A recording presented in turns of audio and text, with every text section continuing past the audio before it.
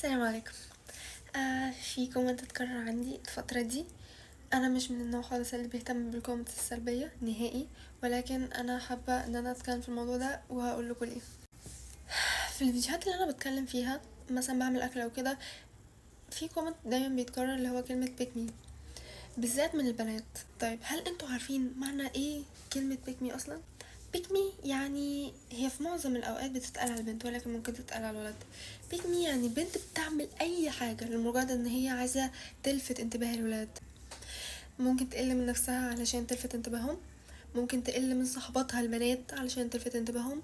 مثلا بنت ماشية في الشارع تشوف شلة ولاد معديين تروح معلية صوتها وضحكة بصوت عالي لمجرد ان هي عايزة تلفت انتباههم. بنت تبقى قاعدة مثلا في شلة منهم زمايل مثلا دراسة ايا يكن، وتشوف صاحبتها مثلا في حاجة مش مظبوطة في شكلها تروح معلية صوتها تقول ايه ده انت شكلك وحش قوي، شوفي شكلك عامل ازاي، عشان مجرد ان هي تلفت انتباه الولاد. دي هي البيك مي. مش معنى ان بنت طلعت اتكلمت كويس باحترام، ما قلتش ادبها، ما قلتش لفظ خارج، ما قلتش شتيمه، ان هي تبقى بيك مي. يعني انتوا شايفين ان البنت لازم تقول الفاظ وتعلي صوتها وتجعر علشان تبقى مش بيك مي؟ فبالنسبه لكم حرفيا الفطره دلوقتي ان البنت تتكلم باحترام وبصوت هادي وبصوت واطي، وما تعليش صوتها ولا تشتم ولا تجعر.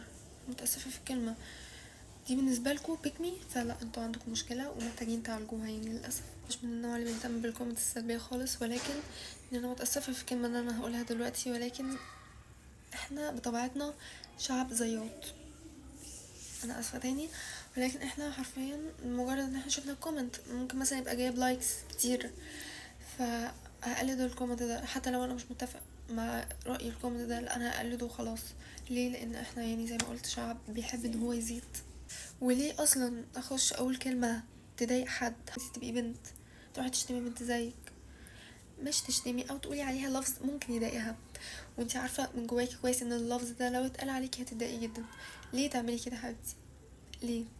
عارفين احنا بنشوفك بنت مش كويسه، حتى لو البنت اللي منزله الفيديو فعلا كده، وانتي تروحي تقولي لها وتشتميها في الكومنتس، لا انتي كده مش كويسه، مش هي. تقدري تمسحيها على البرايفت، ولكن مش تقولي لها المنظر ده في الكومنتس وعلى علن قدام كل الناس لمجرد ان انتي عايزه تبيني ان انتي جميله وجامده قدام الولاد. السلام عليكم.